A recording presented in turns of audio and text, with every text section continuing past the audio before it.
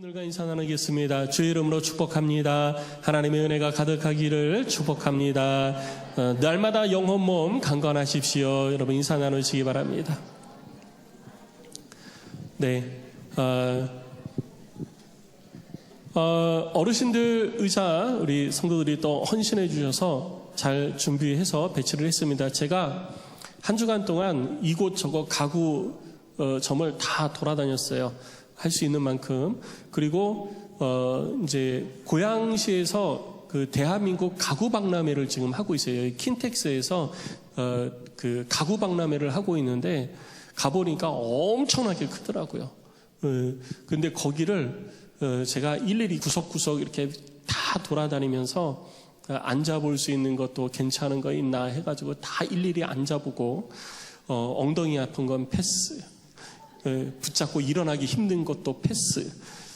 우리 어르신들 이렇게 편안하게 이렇게 앉으시고 또 연로하시다 보니까 오래 앉아 계시거나 그러면 쥐가 나거나 혹은 다리 저림이 뭐 심하거나 막 혈액순환이 잘 안 되시니까 그런 경우가 있어서 최대한 그런 것들을 감안을 해가지고 준비를 했습니다. 그리고 또 너무 푹신하면 몸이 또 거기에 이렇게 푹 잠겨가지고 졸지는 않는데 나중에 일어서실 때 또 힘드시다고 그래가지고 또 그렇게까지 몸이 너무 푹 잠기지 않는 그런 의자로 하려고 막 돌아다니면서 일일이 다 앉아봤어요. 그래서 저도 편하지만 저한테 맞추는 게 아니라 우리 어르신들이 좀 앉아서 편안하게 예배 드릴 수 있도록 다리 저림이나 이런 거에 신경 안 쓰고 예배에 집중할 수 있는 그런 의자면 좋겠다 해서 다니면서 하여튼 찾는 데까지 찾았습니다. 네, 그리고 배치를 했는데 쑥스러워서 그러신지 다 피해서 앉으셨어요. 쑥스러워하지 마시고, 네, 우리 어르신들이 계셔서 그분들이 기도를 해주셨기 때문에 지금의 안디옥 교회가 있고 또 지금 우리가 이곳에서 신앙생활을 하게 된 줄로 믿습니다.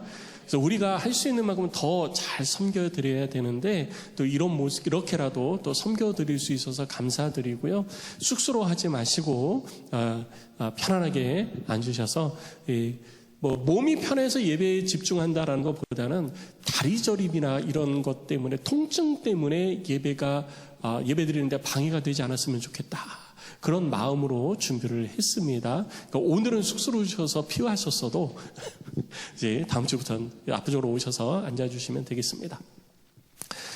오늘 사도행전 강의를 계속해서 이루어갈 텐데요. 사도행전 16장 11절로 15절 말씀을 통해서 우리 함께 은혜를 나누고 우리에게 주시는 주의 음성에 귀를 기울이는 시간을 갖도록 하겠습니다. 사도 바울이 1차 선교 사역을 마치고 수리아 안디옥으로 돌아왔습니다. 바나바와 바울이 돌아와서 사역을 하고 있을 때 예루살렘에서 올라온 유대 기독교인들로 인해가지고 교회 내에 문제가 발생을 했어요. 그게 뭐냐 하면 유대 그리스도인들이 교회 내에서 율법을 지켜야 된다. 그리고 할례를 받아야 된다. 그래야 구원받는다. 믿음으로만은 안 된다. 이런 이야기들을 자꾸 하면서 교회 내에 갈등이 있게 되어졌습니다. 그래서 그 갈등 때문에 교회가 어지럽고 시끄러워지니까 이 문제를 해결해야 된다. 그래서 해결할 수 있는 방법을 연구해서 이 바울과 바나바를 비롯한 사람들이 예루살렘에 가서 사도들로부터 보고를 하고 가르침을 받습니다. 그리고 그렇게 결정을 하게 되어지죠. 그리고 그 결정된 내용들을 바나바와 바울과 다른 사람들이 안디옥으로 가지고 와서 성도들에게 이야기를 해주고 안디옥뿐만 아니라 유대의 그리스도인들이 아닌 이방 그리스도인들이 예수를 알고 예수를 믿는 믿음으로 말미암아 구원받아서 신앙생활을 하는데 이러한 것들이 걸림돌이 되지 않도록 해야 되겠다. 그래서 각 교회 도처에 있는 모임마다 이 일들을 가르쳐주고 전파해주기로 결정을 했잖아요. 그래서 이 일을 이루어가게 되어집니다. 편지를 써서 보내서 모임 때마다 이 글을 읽도록 했습니다. 근데 이러한 일들이 있을 때 주의 성령께서 다시 바울의 마음에 감동을 주셨어요. 그게 뭐냐 하면 우리가 1차 사역을 마치고 돌아왔는데 1차 사역 때 다니면서 사역을 했던 교회들 그리고 그곳에서 신앙생활하는 성도들이 신앙생활을 잘하고 있는지 교회에는 문제가 없는지 다시 한번 그곳에 방문해서 그들을 격려하고 그들의 신앙을 살펴주고 싶은 마음이 막 생긴 거예요. 그래서 함께했던 바나바에게 이 이야기를 합니다. 바나바야, 우리 같이 갑시다. 그래가지고 2차로 다시 한번 떠나게 되어집니다. 목적은 분명했어요. 그게 뭐냐면 1차 사역 때에 세웠던 교회들 그리고 성도들을 방문해서 용기를 주고 격려를 하고 신앙 지도를 하자라는 것이 2차 사역의 목표였습니다. 그래서 이 일을 출발하려고 준비하는 가운데 바나바와 바울이 심하게 싸우게 되어지죠. 얼마나 심하게 싸웠는지요. 성경에서 심히 다투었다라고 표현한 거 보면은요, 정말 죽일 듯이 싸우지 않았을까? 네. 정말 심하게 싸웠던 것 같아요. 그리고 헤어졌습니다. 싸운 이유는 마가 요한을 데리고 갈 것이냐, 안 데리고 갈 것이냐를 가지고 싸운 거예요. 1차 사역 때 마가 요한이 사역 초기에 그냥 예루살렘으로 돌아가 버렸잖아요. 그래서 우리와 함께 주의 일을 위하여서 출발했다가 중간에 돌아가 버린 사람은 함께 할 수 없다라고 하는 것이 바울의 주장이었고, 바나바는 지금은 그래도 신앙이 성장했으니 우리 같이 데리고 가자, 우리 둘만 가지고는 힘들지 않느냐, 데리고 가자라고 하는 것이 바나바의 주장이었지만 결국 이것이 일치되어지지 못해서 헤어집니다. 그래서 바나바는 마가 요한을 데리고 처음 1차 사역 때 출발했던 구브로 섬을 향해서 안디옥에서 다시 출발하게 되어지죠. 그런데 바나바가 그 길로 가니까 바울은 그 길로 가고 싶지 않은 거예요. 가다가 만나면 어떡해요? 사역하다가 미운 사람 보면은 막 그러잖아요. 그러니까 나는 그리로 안 가야 되겠다라고 해가지고 북쪽으로 올라가기 시작합니다. 그런데 혼자 가기는 힘드니 신라를 대동해서 가게 되어집니다. 근데 신라만 대동하는 것이 아니라 의사인 이 누가도 함께 대동을 하고 북쪽으로 올라갑니다. 그래서 북쪽으로 올라가면서 길리기아 다소를 먼저 방문하고 길리기아 다소를 지나서 산맥들이 막 있는데 그 사이를 통과를 해서 1차 사역 때 제일 마지막 도착지였던 더베로 들어갑니다. 그러니까 바울과 실라는 1차 사역을 거꾸로 거슬러 올라가고 있는 거예요. 그래서 여러분 지도를 보시면 아시겠지만 다소를 지나서 산맥의 골짜기를 통과를 해가지고, 사실 이 골짜기는요 사람이 다니기에 너무 힘들어요. 그래서 1차 사역 때에는 이 길로 오지 않고 다시 남쪽으로 내려와가지고 배를 타고 안디옥으로 왔던 거잖아요. 근데 2차 때는 골짜기에서 산맥을 넘어갑니다. 산맥을 넘어서 더베로 가고, 더베에서 루스드라로 가고, 루스드라에서 이고니온으로 가고, 그러니까 1차 사역을 거꾸로 거슬러 올라가는 거예요. 그리고 더베와 루스드라, 이고니온 지역을 방문할 때에 1차 사역에 바울이 방문해서 말씀을 가르치고 복음을 전했을 때 복음을 받고 좋은 그리스도인으로 성장해서 소문이 자자하게 난 사람이 있었어요. 저는 우리 안디옥 교회 성도들이 이렇게 지역사회의 좋은 신앙인으로 소문나시기를 주의 이름으로 축복합니다. 그렇게 간절히 사모하고 있어요. 네, 그렇게 되어질 줄로 믿습니다. 그 사람이 누구였냐면 바로 디모데였습니다. 디모데는 10대 중후반의 약관의 나이예요. 그 10대 중후반에 디모데가 소문이 나가지고 좋은 신앙인으로 사람들로부터 칭찬을 받고 있었어요. 그래서 바울이 그곳에서 디모데를 만나고 디모데에게 디모데야 너 나와 함께 하자. 그래서 바울과 실라 그리고 의사인 누가 거기에 디모데까지 합류를 해가지고 2차 사역을 계속해서 이루어가게 되어집니다. 자, 이렇게 팀이 구성이 되어지고 2차 사역을 하는데 루스드라에서 이고니온으로 넘어가가지고 이고니온에서 북쪽으로 이렇게 올라갑니다. 그래서 북쪽으로 올라가서 그 북쪽에서 계속해서 동쪽과 이 북쪽의 바다 주변을 해가지고 복음을 전하려고 했는데 복음을 전하려고 하는 바울의 길이 자꾸 막히는 거예요. 이거 이렇게 길이 막히지? 이거 왜 이렇게 안 되지? 바울이 고민을 하다가 그러면은 서쪽으로 조금 더 이동해보자. 그래서 서쪽으로 이동을 해서 복음을 전하려고 합니다. 서쪽으로 이동해서 복음을 전하려고 하는데도 계속 길이 막히는 거예요. 복음을 전하려 하는 바울의 노력이 자꾸 실패가 되어지는 거예요. 무산되어지는 거예요. 그러니까 바울이 너무 답답하죠. 이거 어떡하지? 그러다가 바울이 다시 끝으로 들어와서 무시아의 이 드로아까지 내려오게 됩니다. 바울과 선교팀이 무시아 지역에 드로아까지 내려와가지고 계획은 이 드로아에서 멈추어서 재정비를 하고 다시 소아시아의 북쪽 지역으로 해가지고 동쪽으로 쭉 올라가서 사역을 하려고 계획을 하고 있었어요. 그런데 드로아에서 이게 길이 열리지 않고 자꾸 막히니까 답답하잖아요. 답답할 땐 뭐 해야 돼요? 네. 기도를 안 하시는군요. 그러니까 이 소리가, 기도라는 소리가 이렇게 안 나오지. 답답할 땐 뭐 해야 돼요?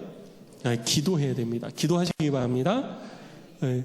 답답할 땐 기도해야 돼요. 기도하는 이유는 하나님의 뜻을 알기 위해서 하는 거지 내 답답함을 풀려고 하는 것이 아니에요. 내 답답함을 푸는 것이 나의 원함을 이루어가는 것이 아니라 하나님의 뜻을 깨달아서 하나님의 뜻대로 걸어가기 위한 기도가 돼야 되는 것이죠. 그래서 바울과 일행은 드로아에서 기도를 했어요. 밤에 기도하고 있는데 하나님께 환상을 보여주십니다. 그 환상 가운데에 마게도냐 사람이 나타나가지고 그 마게도냐 사람이 바울에게 말하는 거예요. 건너와서 우리를 좀 도와주십시오. 바울이 이 환상을 보고 나서 마음에 확신이 든 거예요. 그래, 하나님이 이 사람들을 통해서 나에게 하나님의 뜻을 가르쳐 주시는구나. 나로 하여금 마게도냐 지역으로 가서 복음을 전하라고 말씀하시는구나 라는 것을 깨닫게 되어지죠. 깨닫는 그 순간 바울은요, 자기 계획을 다 내려놓습니다. 이게 그리스도인인 거예요. 우리는 이 땅에 살면서 수많은 계획을 가지고 있습니다. 나 이렇게 해야지, 내일은 이렇게 하고 내년은 이렇게 하고, 요즘은 30대, 40대, 50대, 60대, 그리고 제1의 인생, 제2의 인생, 제3의 인생 해가지고 인생을 쫙 계획해가지고 살잖아요.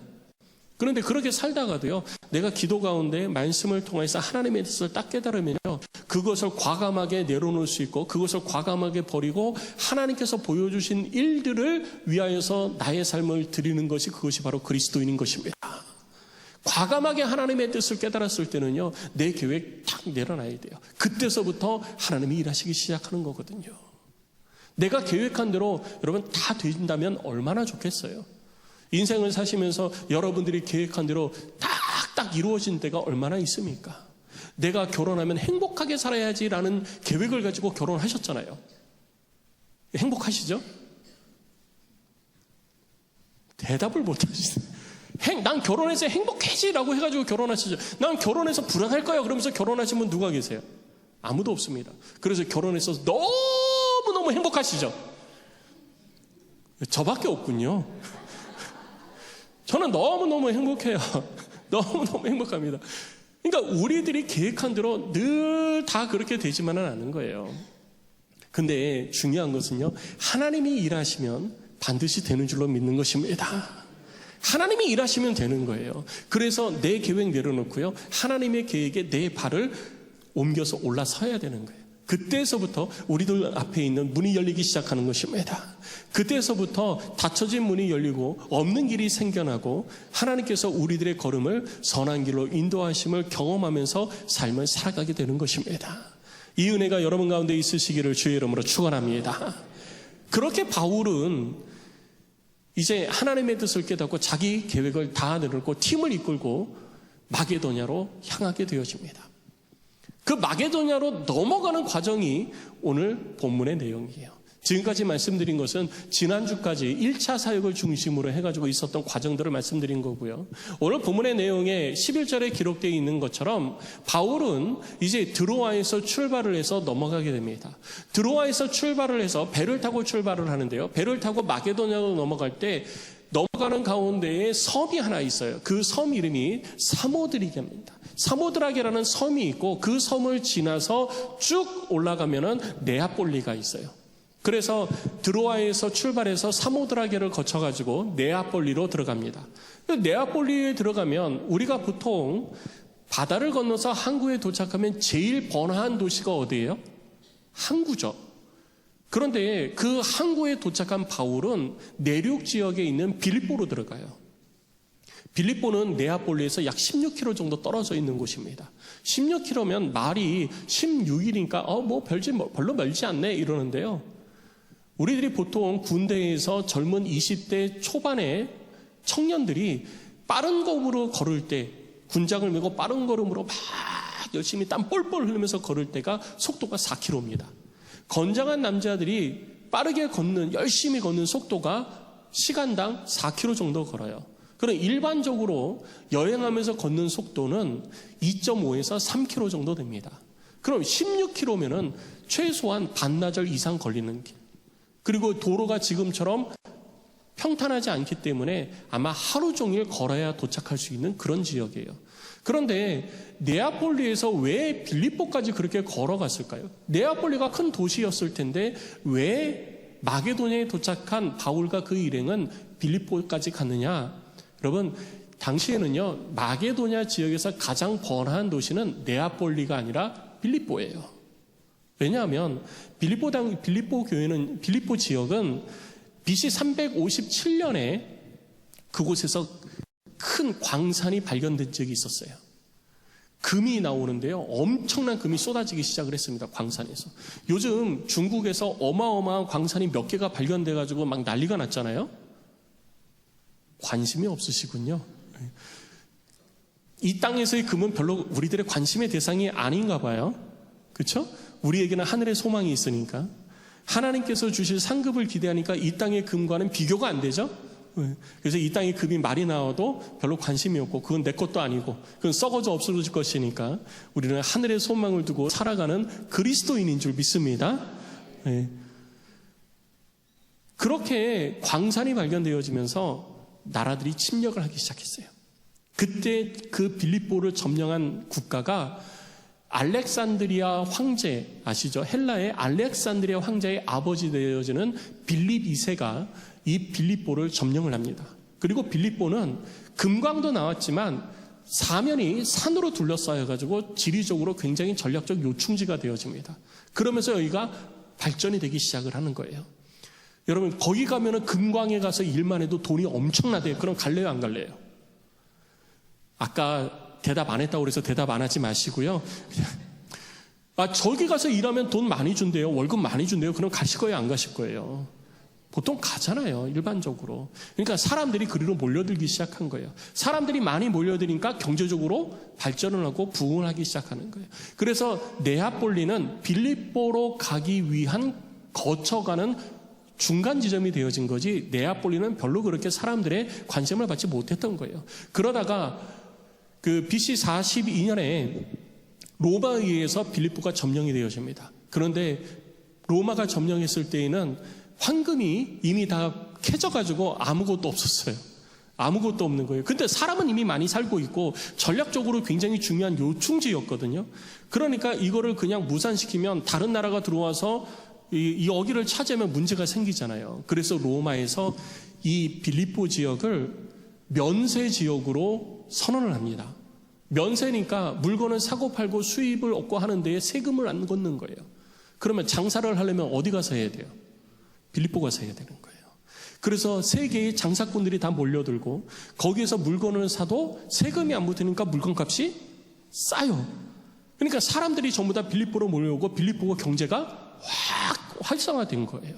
그러니까 이스라엘에 있는 유대 땅에 있는 사람들도 빌립보로 몰려들기 시작을 한 거죠. 그런 가운데에 있을 때 바울과 그 전도팀 일행이 빌립보로 들어간 거예요. 자, 빌립보로 바울이 들어가서 보니까 굉장히 시내가 번화하고요. 사람들이 엄청나요. 많이 있어요. 그리고 그곳에서 도시에 들어왔으니 도시를 살핍니다. 쭉 며칠을 요하면서 도시를 살피는데 그러다가 안식일이 되어졌어요. 안식일이 되니까 예배를 드려야 되잖아요. 기도를 해야 되고 예배를 드려야 되는데 그때 당시에 예배와 기도는 회당에서 이루어졌습니다. 그런데 빌립보에서 회당을 찾는데 회당이 안 보이는 거예요. 회당이 안 보이니까 어디로 가야 돼요? 갈 데가 없는 거예요. 그런데 당시에는요, 유대인들이 전통적으로 유대인 문화 속에서 회당이 없는 곳에는 강가에 모였었어요. 왜 강가에 모였냐?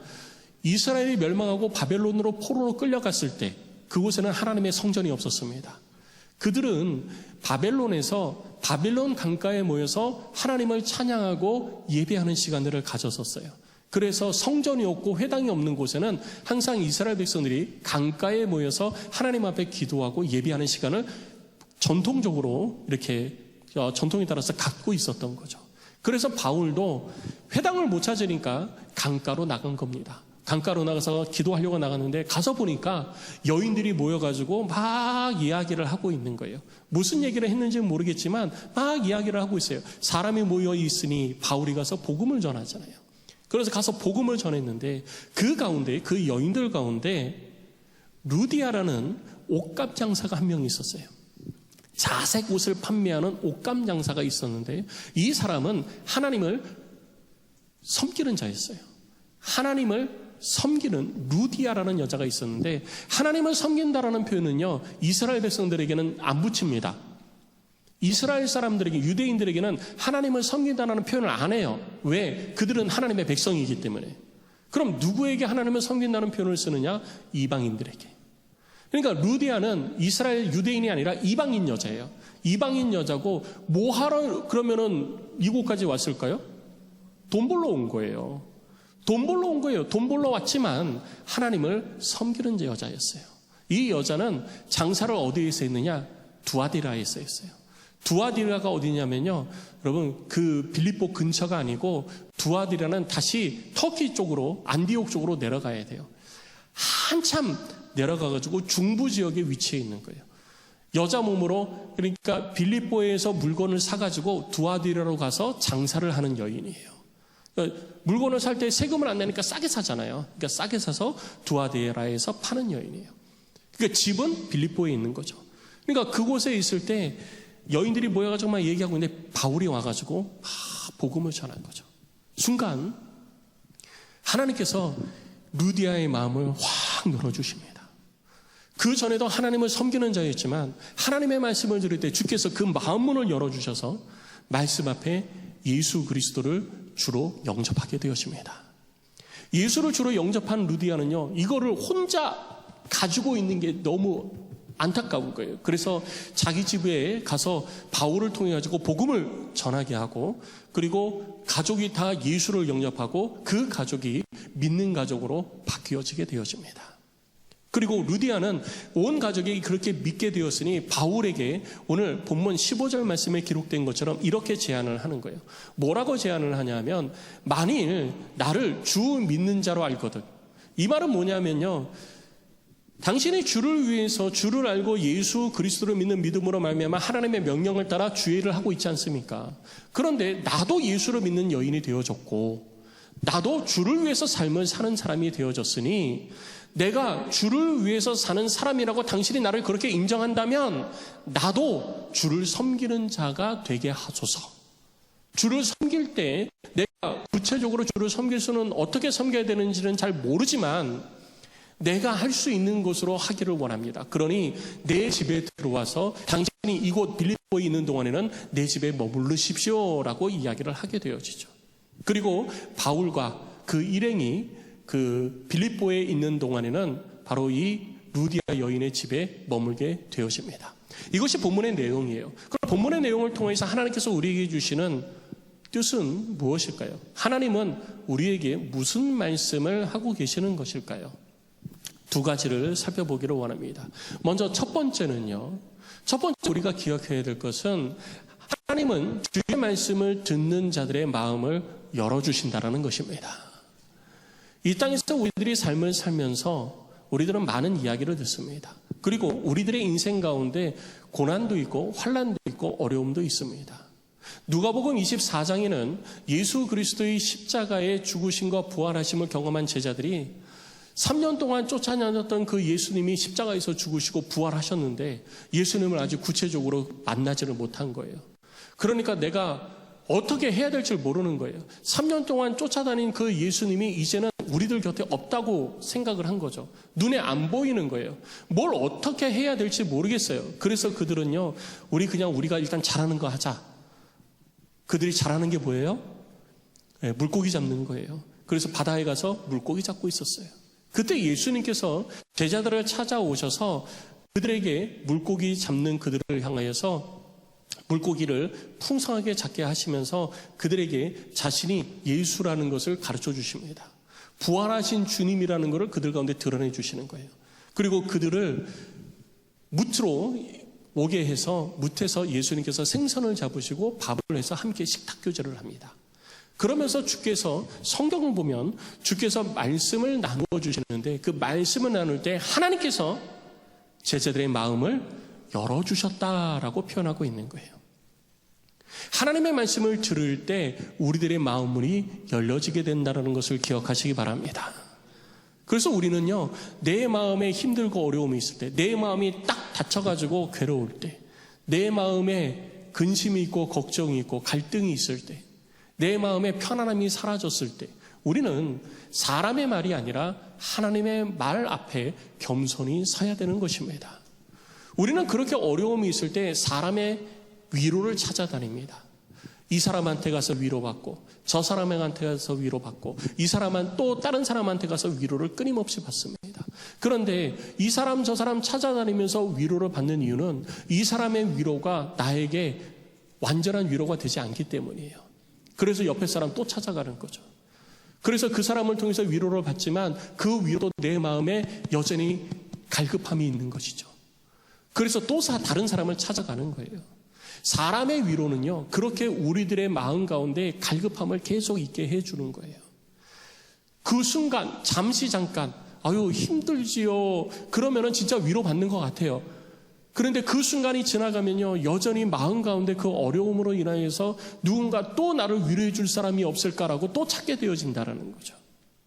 결국 사람의 위로는 우리들의 마음 가운데 있는, 우리들의 삶 가운데 있는 모든 문제와 어려움, 그리고 환경의 고난과 괴로움 속에서 완전한 자유를 가져다 주지 못한다라는 것입니다.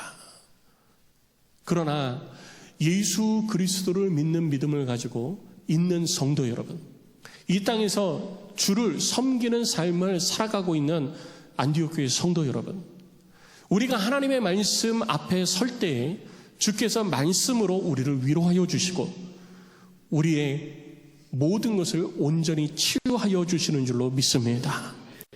이것이 하나님의 은혜인 거예요. 이것을 통해서 하나님은 우리들의 갈급함을 해소해 주신다는 것이죠. 그래서 우리는 어려움이 있을 때, 마음에 문제가 있을 때, 무엇인가 위로가 필요하고 격려가 필요할 때 사람을 통해서 하려 하지 마시고 우리는 하나님의 말씀 앞에 겸손히 서는 자가 되어야 되는 것입니다. 반대로 누군가 어려움이 빠져 있는 사람, 누군가 괴로움이 있는 사람, 환난 가운데 있는 사람에게는 우리는 사람의 말의 위로보다 하나님의 말씀이 그 귀에 들려지게 해야 되는 것입니다. 사람의 말의 위로가 아예 필요가 없다라는 게 아니에요. 그런데 사람의 말의 위로가 사람의 말로 끝나버려서는 결코 그 사람의 문제가 해결되지 못하고 그 사람이 그 문제 가운데서 자유로워지지 못한다라는 거예요. 사람의 말로의 위로가 필요하지만 정말 필요한 것은 우리들의 심령을 변화시키고 이 땅을 변화시키는 하나님의 말씀이 그 가운데 들려질 때 그 문제와 어려운 가운데서 진정한 자유함을 얻게 되는 것입니다. 그래서 이 답을 아는 사람은요, 말씀을 가까이 하는 거예요. 제가 목사이지만 저도요, 마음에 괴로움이 있습니다. 마음에 답답함이 있고요, 마음에 어려움이 있어요. 제가 하고 싶은 것을 못해서가 아니에요. 저는 이 땅에서 이 땅의 부귀영화를 추구하면서 삶을 살아가지는 않습니다. 자신 있게 저 자신에 대해서 그렇게 이야기할 수 있어요. 부귀영화를 추구하는 삶은 살지 않아요. 그런데 주님의 나라와 영광을 위해서 삶을 산다 하더라도 마음에 여러 가지 짐이 있을 수 있어요. 교회에 대한 짐, 성도들에 대한 짐, 성도들이 병에 걸려 아파하면 그것이 제 아픔이 되고 제게 짐이 되어지는 거예요. 성도들이 문제가 있고 삶에 어려움이 있으면요, 그거 역시 제게 짐이 되어지고 문제가 되어집니다. 그것을 위해서 밤낮으로 기도하게 되어지죠. 또 여러 가지 어려움들이 제게 있을 때 저는 해결할 수 없는, 제가 해결할 수 있는 방법이 없으면요, 저도 괴롭습니다. 스트레스 받아요. 그러면 어떻게 해야 될까요? 저는 제가 하는 방법이 있어요. 누가 그러더라고요. 목사님은 스트레스 안 받으세요? 스트레스 받죠. 그럼 스트레스 받을 때 어떻게 푸세요? 목사님 어떻게 푸세요? 운동하세요? 여행 가세요? 어디 놀러 가세요? 아니면 맛있는 거 드시러 가세요? 아니면 친구들 만나세요? 막 물어봐요. 그런데 저도 그거 다 해봤어요. 다 해봤는데 여행은 못 가고, 여행은 가본 적이 별로 없고, 별로가 아니라 거의 없다시피 하죠. 근데 다 해봤는데요, 별로 그렇게 속 시원하게 해결이 안 되더라고요. 그러다 제가 언젠가 과거에 예전에 찾은 게 뭐냐면, 저는 문제가 생기면요, 성경을 핍니다. 성경을 비고 성경을 읽기 시작해요. 성경을 읽으면요, 희한하게요, 제 마음에 평안이 찾아오고 문제가 해결이 되어지더라고요. 그런데 성경을 읽을 때 누가 그러대요. 목사님, 그러면 저 이런 문제, 남편하고 이런 문제가 있고 가족에게 이런 문제 있고 자녀와 이런 문제들이 있는데, 아내와 이런 문제가 있는데, 목사님 그럼 저 어떻게 하죠? 제가 그럴 때 읽어야 될 성경을 좀 가르쳐 주세요 그러더라고요. 그래서 제가 그랬어요. 하나님의 말씀은 말씀 그 자체가 진리입니다. 그러니 내가 골라서 읽으려 하지 말고 그 답을 찾으려고 막 하지 마시고 그냥 말씀을 읽으십시오. 저는 그렇게 말씀을 드려요. 저도 그렇게 합니다. 막 마음이 답답하고 속 시끄러울 때 그냥 성경 피고 성경을 읽습니다. 그럼 내가 변화되어지는데 어떤 단계로 변화되어지냐면요, 성경을 읽다 보면은요, 근심되어지고 저한테 스트레스로 막 다가오던 것이 딱 멈추어져요. 거기에 생각이 창념되어져 있으니까 자꾸 답답해지는 거예요. 그런데 그 생각이, 문제에 창념되어져 있던 생각이 하나님의 말씀으로 옮겨지더라고요. 그리고 말씀을 끊임없이 반복해서 읽으니까 더 이상 문제를 생각하지 않게 되더라고요. 그래서 마음의 평안이 찾아오기 시작하더라고요. 그리고 두 번째는요, 말씀을 읽으니까 그 가운데 뭐가 나타나냐면 하나님을 향한 믿음이 생기더라고요. 기본적으로 하나님을 향한 믿음이 있죠. 근데 문제에 딱 부딪혀서는요, 문제에 자꾸 이렇게 골머리 앓고 있었거든요. 그런데 성경을 읽다 보니까 성경 속에서 하나님이 하시는 일들이 막 들려지는 거예요. 그러면서 무슨 생각이 드냐면요, 이 문제도 주께서 해결해 주시리라. 이 믿음이 생기는 거예요. 구체적으로 뭐 자녀와의 문제를 해결하기 위해서 부모는 자녀에게 어떻게 해야 되는지 성경 속에서 막 그 답을 찾으려고 이리 뒤적 저리 뒤적 그러다가 결국은 성경 못 읽는 경우 있잖아요. 누가 그래요? 목사님 그거 찾다가 그냥 포기했어요 그러더라고요. 그게 아니고요, 그냥 성경을 읽으시면요, 그 속에서 하나님의 일하심을 보게 되는 거예요. 그 다음부터 어떻게 하냐? 하나님이 하시리라. 할렐루야. 그러면서 그 문제가 더 이상 내게 문제가 되지 않게 되는 거예요. 이게 제 경험입니다. 그러니까 우리는요, 하나님의 말씀을 가까이 할 때 하나님의 말씀을 읽고 듣는 자에게 하나님은 마음의 문을 확 열어서 하나님에 대해서 가르쳐 주시는 거예요. 그래서 우리는 이 땅에 살면서 하나님은 우리가 온전한 삶을 살아가는 자가 되어서 그리스도의 장성한 분량에 이르기를 원하십니다. 그렇다면 우리는 온전한 자가 되기 위한 노력을 해야지 돼요. 온전한 자가 되기 위한 노력이 무엇이냐? 하나님의 말씀 앞에 서는 것입니다. 성도 여러분, 말씀을 가까이 하시기를 주의 이름으로 축복합니다. 하나님의 말씀이 나를 온전케 하는 것이지 사람의 말이 나를 온전케 하는 게 아니에요. 앞서 말씀을 드렸듯이 내가 사람의 위로가 필요해서 이 사람 저 사람 쫓아다니면서 많은 위로를 받으려고 하지만 그 위로가 결국 내 마음 가운데 진실된 위로를 가져다 주지 못하고 그 문제 속에서 여전히 헤매이는 나를 보게 되어지잖아요. 그러나 우리가 말씀 앞에 설 때, 하나님의 말씀이 내게 위로가 되어질 때, 하나님의 말씀이 우리들 가운데 하나님의 일하심을 가르쳐주고 깨닫게 하여 주시면요, 그 문제가 더 이상 내 문제가 되지 않고 하나님을 향한 절대 믿음에 우리는 올라서게 되는 것입니다. 성도 여러분, 말씀을 가까이 하시고 말씀을 통해서 하나님을 믿는 믿음이 여러분 가운데 있으시기를 주의 이름으로 축원합니다. 누가 그러더라고요. 그랬더니 목사님 그래도요 저는 답을 얻기를 원해요. 그래서 근데 제가 아무리 성경을 읽어도 저는 해결이 되는데 저 인간은 해결이 안 되더라고요. 저 인간이 누군지는 모르겠지만 해결이 안 된대요. 뭐 어떻게 하죠? 저는 마음이 풀렸는데 저 사람은 마음이 안 풀려요. 자녀 때문에 막 속상해서 갈등이 있는데 저는 마음이 해결했는데 자녀는 마음이 안 풀려요. 자녀는 계속 틱틱거리고요. 자녀는 계속 엄마한테 막 대들고 막 그래요. 어떻게 해야 되죠? 우리 자녀 어떻게 해야 돼요? 교회를 나오라고 해도 나오지도 않고 어떻게 해야 돼요? 그래서 저는 이렇게 권면을 드립니다. 그냥 성경 읽으십시오. 목사님 성경을 읽으라 해도 안 읽는다니까요. 아니 같이 읽으세요. 식사 마치고 성경을 펴놓고 두 분이 같이 읽으십시오. 같이. 어디를 읽을까요? 아니 어디 읽는 게 중요한 게 아니고요. 그때그때 주께서 내 마음에 주시는 그 부분을 읽으세요. 같이 펴놓고 한 절씩 번갈아 가면서 읽으시든지 아니면 같이 펴놓고 함께 읽어 내려가시든지 마음에 답답함이 있고 부부간의 갈등이 있고 자녀와의 갈등이 있을 때 이거를 내 열심으로 내 계획으로 내 노력으로 해결하려 하지 마시고요.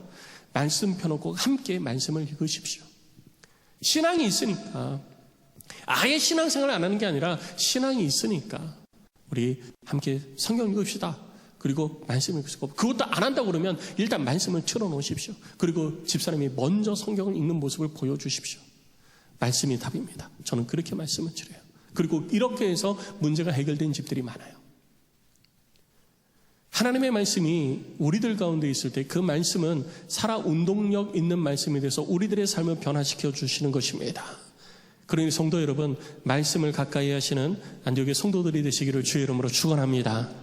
그리고 두 번째, 우리들이 또 하나 잊지 말고 본문을 통해서 기억해야 될 것은 뭐냐면, 우리들의 섬김과 헌신을 통해서 하나님이 더 큰 열매를 맺으신다라는 거예요. 오늘 본문의 속에서는 이 자색 옷감 장사 루디아라는 여인이 등장을 합니다. 그 루디아라는 여인이 예수 그리스도를 바울을 통해서 알게 되어지고 자기가 할 수 있는 선에서 자기의 헌신을 합니다. 섬김을 이루어가는 거예요. 이게 뭐냐면 호스탈리티라고 해서 친절을 베푼다 혹은 봉사한다라는 의미도 함께 내포되어져 있습니다. 이것이 뭐냐면 어떤 이득을 바라고자 하는 것이 아니고요, 무조건적인 섬김을 이야기를 할 때 이런 표현을 쓰게 되어지는 것입니다. 그렇다면 이것이 어떻게 무조건적인 섬김이 되어지느냐? 여러분, 섬김에는요 두 가지가 있습니다. 하나는 뭐냐면 적극적 섬김이 있고요, 적극적 섬김 혹은 적극적 헌신이 있습니다. 그리고 두 번째는 간접적 헌신과 간접적 섬김이 있어요. 적극적 헌신, 이거는 직접적 헌신이라고도 이야기를 합니다. 그게 뭐냐면 내가 예수 그리스도를 믿는 믿음으로 말미암아 구원받아서 그 은혜가 너무 감사해요. 그래서 내가 직접 하나님의 일을 이루기 위하여서 직접 그 일에 뛰어드는 거예요. 중간에 누구 거치지 않고 내가 그 일을 하는 겁니다. 대표적인 사람들이 바로 목회자들이고 선교사들입니다. 이 사람들은 그냥 내가 그 일에 투입되어져서 하나님의 일을 내 몸으로 내 손으로 이루어가는 거예요. 내 삶을 통해서 그 일을 이루어가는 것을 직접적 헌신 혹은 직접적 섬김이라고 이야기를 합니다. 성경도 보면은요, 예수님께서 이 땅 가운데서 사역을 하실 때 예수님과 그 제자들이 사역에 전념할 수 있었던 이유는 직접적 헌신을 하는 그 사람들 옆에서 간접적 헌신을 하는 사람들이 있었기 때문이에요. 그 간접적 헌신이 뭐냐? 그렇게 사는 사람들을 위해서 옆에서 서포트 해주는 사람들이에요. 예수님과 그 제자들이 직접적 헌신을 통해서 수많은 이들에게 팔레스타인 전역을 다니면서 복음을 전해서 구원할 수 있었던 것은 옆에서 밥 해주고 빨래 해주고 잠자리를 돌보고 식탁을 차려주는 그 여인들의 헌신이 있었기 때문이라는 것이죠.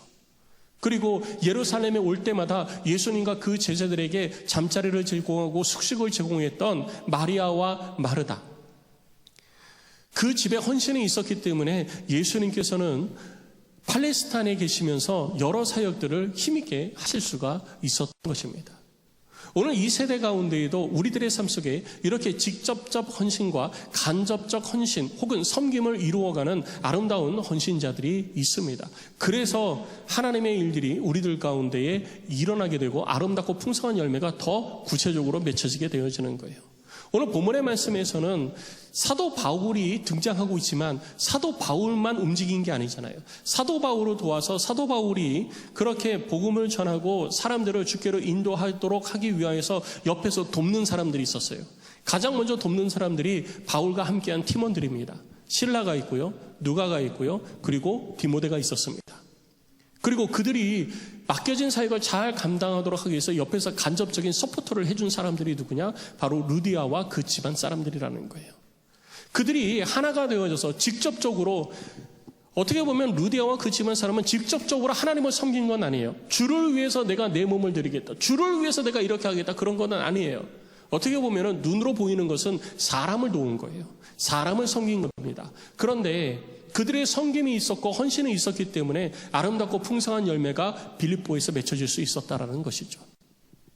초대교회 예루살렘에 예루살렘 교회가 든든히 세워질 수 있었던 것은 예루살렘 교회에 사도들 되어지는 그 사도들이 사도들의 본연의 사명, 곧 말씀을 전하는 일과 기도하는 사역에 전념할 수 있도록 7명의 집사들이 세워지고 그들이 그 교회의 여러 일들을 갈라맡아서 잘 감당을 했기 때문에 교회가 더 크게 부흥하고 성장하는 일들이 사도행전 6장, 7장에 계속 기록되어져 있는 것을 우리는 이미 봤습니다.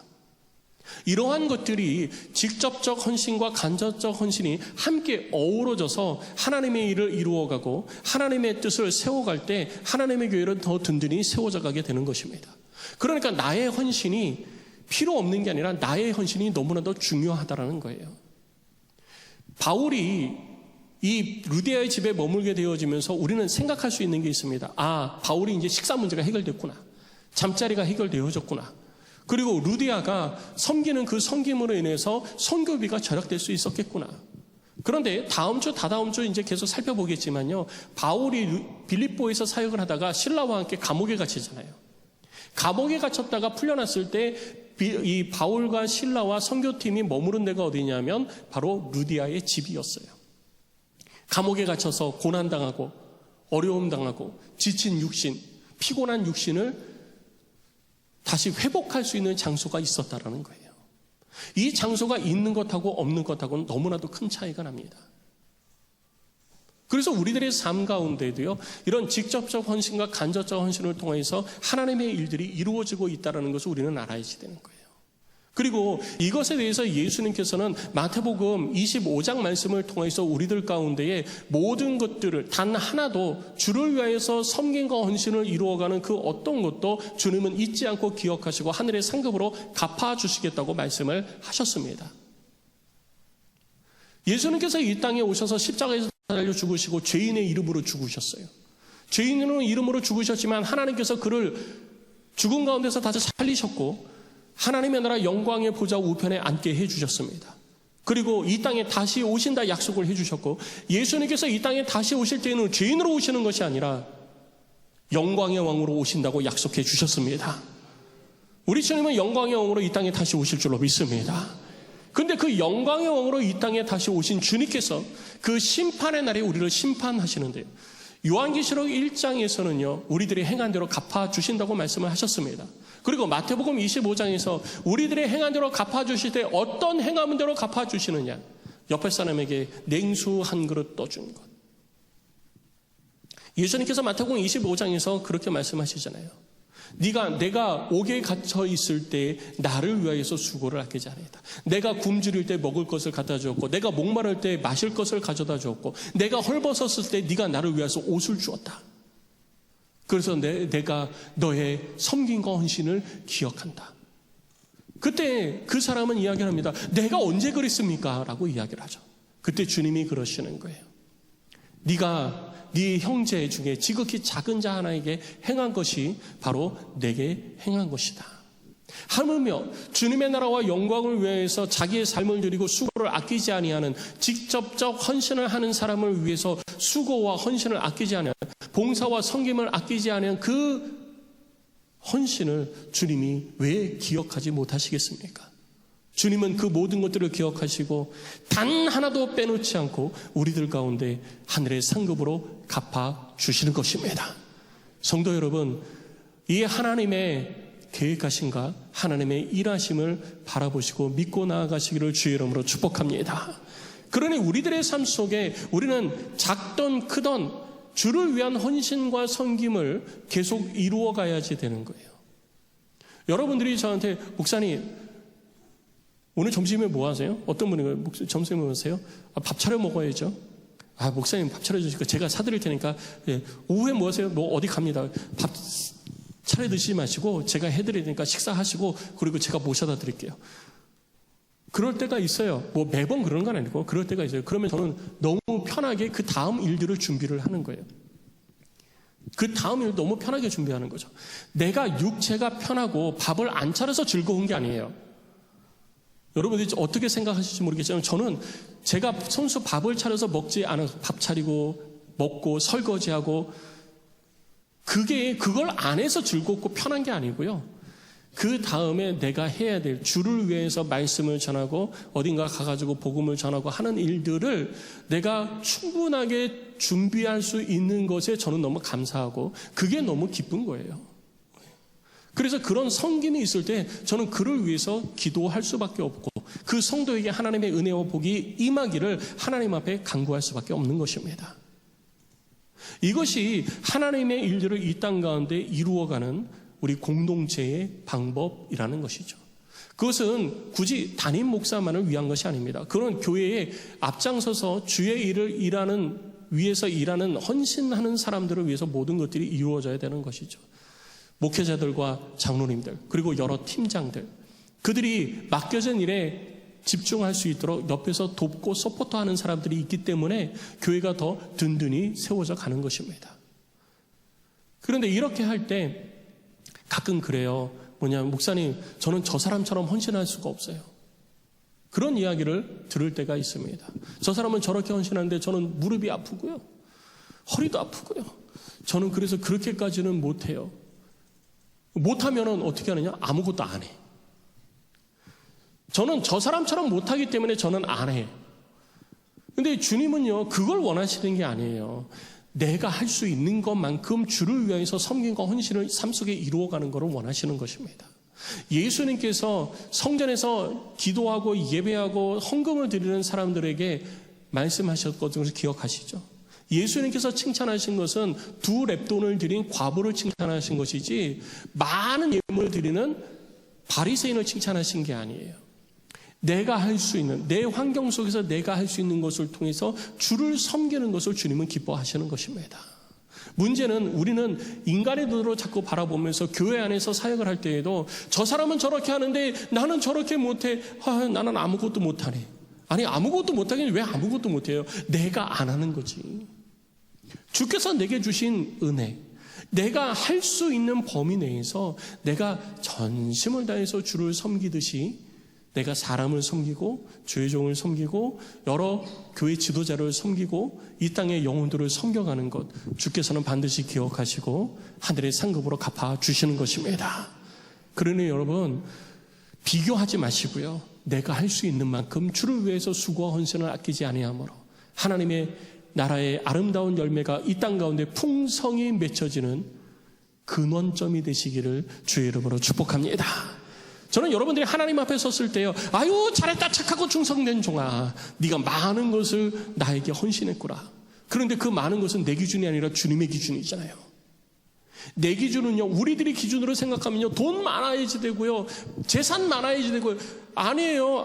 오늘 루디아가 그냥 돈이 많고 재산이 많아서 그런 것 뿐이지, 주님이 원하시는 것은 돈 많고 재산 많은 게 원하는 게 아니에요. 주님이 원하시는 것은 내가 주께 드리는 것을 원하시는 거예요. 얼마가 됐든 그게 중요한 게 아니라는 거죠. 주님의 가치로 우리는 우리들의 삶을 바라봐야 되는 거예요. 세상의 사람의 가치로 바라보지 마시고 주님의 가치로 바라볼 수 있기를 주의 이름으로 축복합니다. 내가 아무리 많은 재산을 하나님 앞에 드린들 하나님이 야, 너 정말 많이 드렸구나, 그거 나한테 큰 도움이 됐다, 이런 말씀 하실까요? 아니에요. 사람이 아무리 재산이 많은 사람이 하나님 앞에 그 재산을 다 수조 원을 하나님 앞에 드린다고 해도 하나님이 가지고 계신 재산하고 비교할 바가 못 되는 거예요. 그런데 우리는 그것을 가지고 우와 그러잖아요. 그것만큼 어리석은 것이 없다라는 것입니다. 주님은 우리들의 마음의 중심을 원하시는 것입니다. 성도 여러분, 나의 드림과 섬김과 봉사를 통해서 하나님의 나라가 더 구체적으로 우리들의 삶에 이루어지고 열매 맺는 은혜가 있으시기를 주의 이름으로 축복합니다. 하나님께서 반드시 여러분들의 수고와 헌신을 기억하시고 복 내려 주실 줄로 믿습니다. 우리가 AWMJ 사역을 하는데도 역시 동일하게 마찬가지인 거예요. AWMJ 사역을 하면서 목사님께서 복음을 전하고 선교사님들이 목사님과 함께 팀을 이루어서 막 사역을 할 수 있도록 옆에서 스케줄을 짜고 비행기 일정을 짜고 여러 일들을 돕는 선교국장이 있었기 때문에 지금까지 이렇게 207개국에서 사역을 할 수 있었던 거예요. 그리고 지금은 식사를 챙기고 환경을 챙기고 잠자리를 챙기고 하는 사람들이 때마다 한 사람, 두 사람씩 붙어가지고 그 일들을 감당하기 때문에 지금까지 오게 되어진 것입니다. 하나님께서 앞에서 복음을 전한 사람만 기억하실까요? 아닙니다. 하나님께서는요, 주를 위해서 간접적이든 직접적이든 수고와 헌신을 아끼지 아니한 그 모든 이들을 기억하시고 그들에게 하늘의 상급으로 이 땅의 복으로 갚아주시고 채워주실 줄로 믿습니다.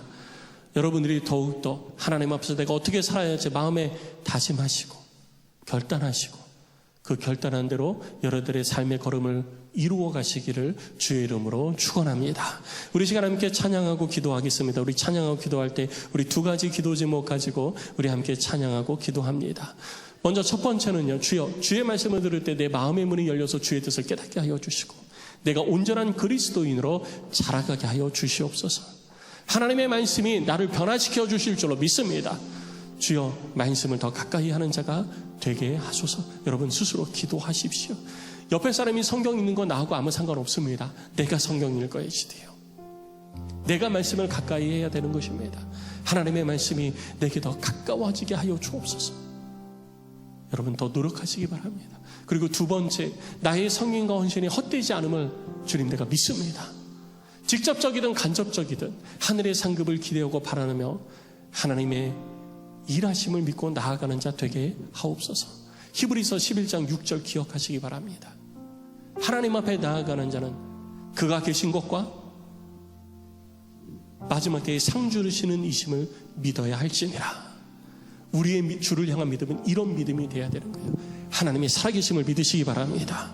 그리고 그 살아계신 하나님이 마지막 때에 우리에게 행한 대로 갚아주시는 상 주시는 이심을 믿고 이 땅에서 우리의 성민과 헌신이 직접적이든 간접적이든 온전히 하나님 앞에 드려져서 하나님의 나라를 이루어가는 나의 헌신과 수고가 되기를 원합니다. 이 마음 가지고 우리 함께 찬양하고 기도하겠습니다.